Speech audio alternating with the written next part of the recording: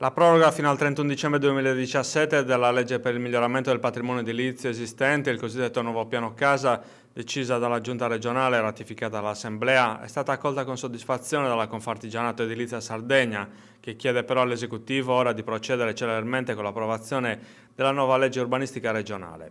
Questo per rilanciare un comparto che ha vissuto in questi ultimi 8 anni un vero e proprio collasso.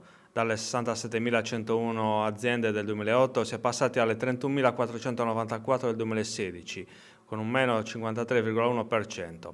Le imprese artigiane del settore solo nel 2016 hanno subito una flessione del 3% con la perdita di 328 imprese.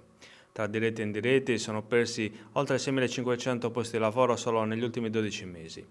A giugno 2016 le imprese del settore edilizio erano 18.442, il 57% delle quali artigiane. L'assessore all'urbanistica Cristiano Riu, che poche settimane fa ci assicurò della proroga, è stato di parola, sottolinea Giacomo Meloni, presidente di Confartigianato Edilizia Sardegna, così come i consiglieri regionali che hanno dimostrato di essere responsabili verso un settore che soffre ancora troppo. L'estensione della norma, continua il presidente di Confartigianato Edilizia, significa permettere alle imprese di continuare a respirare in un momento in cui il comparto combatte la crisi con ogni mezzo. Ora per la Confartigianato occorre approvare la legge urbanistica.